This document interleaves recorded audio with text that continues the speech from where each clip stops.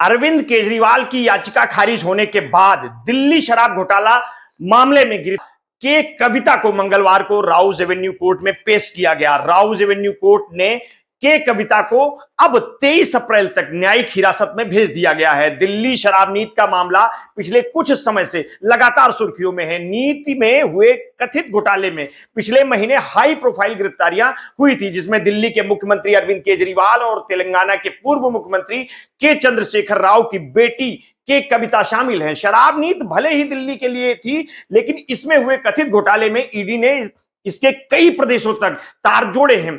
जहां south group को घोटाले का मुख्य लाभकारी बताया गया है, तो वहीं दावा यह भी है कि घोटाले में कमाई की गई राशि गोवा विधानसभा में इस्तेमाल हुई है। गोवा आप इकाई के नेताओं से भी इस मामले में पूछताछ हो चुकी है।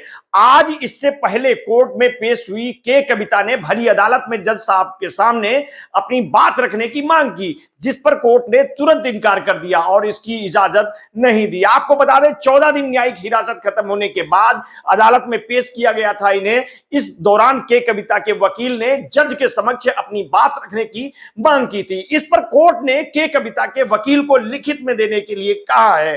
कोर्ट ने कहा है कि के कविता को जो भी कहना है लिखित में दे दीजिए। इसके बाद वे कविता को कोर्ट से लिखित में कहा कि सीबीआई ने मेरा बयान दर्ज कर लिया है और इस केस में कुछ नहीं है, ये एक राजनीतिक मुकदमा है। के कविता ने कहा कि ये केस विपक्ष को दबाने के लिए किया गया है।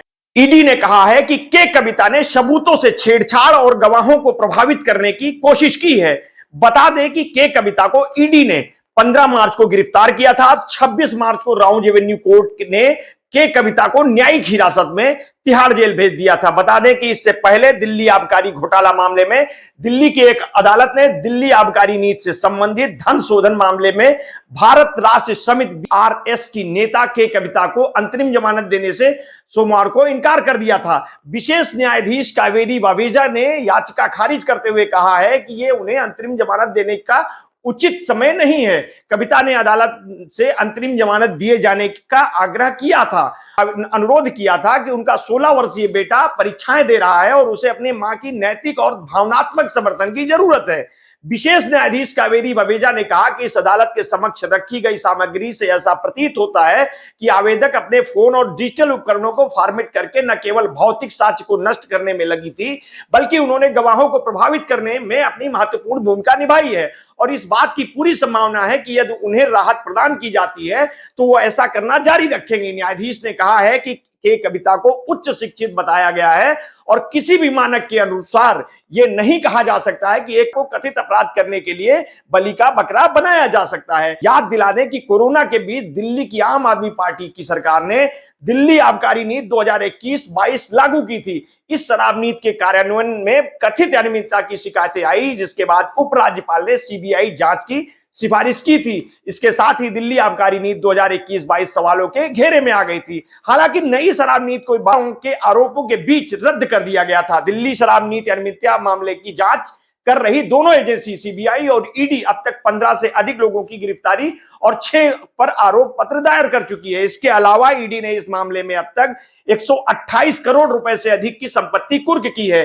गिरफ्तार होने वालों में अरविंद केजरीवाल, मनीष सिसोदिया, संजय सिंह, विजय नायर, के कविता, ममता श्रीनिवास रेड्डी, राघव मुंगटा, समीर महेंद्र, अरुण रामचंद्रन, राजेश चौधरी, गौरंतला बाची बाबू, अमित अरोड़ा, गौतम बल्होत्रा, अरुण पिल्लई, बेनाय बाबू, पी शरत चंद्र रेड्डी, अरबिंदो फार्मा के पूर्णकालिक निदेशक और प्रमोटर व्यवसायी अमनदीप धाल और व्यवसायी अभिषेक बोइनपल्ली शामिल हैं। इसमें से संजय सिंह कई आरोपियों को जमानत मिल गई है, जबकि कुछ सरकारी गवाह भी बन गए हैं। ईडी ने अदालत में दायर आरोप पत्र में दावा किया है कि दिल्ली आबकारी नीति 2021-22 आपके शीर्ष नेताओं द्वारा बनाई गई थी ताकि लगातार अवैध धन कमाकर उसे अपने पास लाया जा सके। ईडी ने दावा किया है कि यह नीति अवैध और आपराधिक गतिविधियों को सुविधाजनक बनाने के लिए जानबूझकर कमियों के साथ बनाई गई थी। इस नीति की वजह से पिछले दरवाजे से गुटबंदी को बढ़ावा मिला है। इसके साथ ही नीति में 12% का अत्यधिक थोक लाभ मार्जिन और 185% का भारी खुदरा लाभ मार्जिन दिया गया है। ऐसा करने वाले आपके शीर्ष नेताओं को व्यवसायियों से भरी रिश्वत मिली है। केंद्रीय जांच एजेंसियों ने हाल ही में अदालत को बताया है कि केजरीवाल कथित घोटाले के सरगना हैं। एजेंसी के मुताबिक केजरीवाल ने साउथ ग्रुप में 100 करोड़ रुपए की मांग की थी। वहीं इस पैसे का एक हिस्सा करीब 45 करोड़ रुपए का इस्तेमाल आपने 2022 में हुए गोवा विधानसभा के चुनाव में किया है। आप जान लीजिए कि आखिर शराब घोटाले में के कविता का नाम क्यों आया और कैसे आया। दरअसल ईडी ने आरोप लगाया था कि दिल्ली में शराब लाइसेंस के एक बड़े हिस्से के बदले में साउथ ग्रुप ने राष्ट्रीय राजधानी में आपको 100 करोड़ रुपए की रिश्वत दी है। एजेंसी ने बीआरएस नेता के कविता को इसी साउथ ग्रुप का एक प्रमुख सदस्य बताया है। इसके अलावा समूह में मंगुटा श्रीनिवासन रेड्डी और उनके बेटे मंगुटा राघव रेड्डी, अरुण रामचंद्र पिल्लई और बूची बाबू गौरांटला, अभिषेक बोइनपल्ली और पी शरत चंद्र रेड्डी शामिल बताए गए हैं। ईडी ने दावा किया कि कविता ने अन्य लोगों के साथ मिलकर दिल्ली शराब घोटाले में लाभ पाने के लिए अरविंद केजरीवाल और मनीष सिसोदिया के साथ मिलकर साजिश रची थी।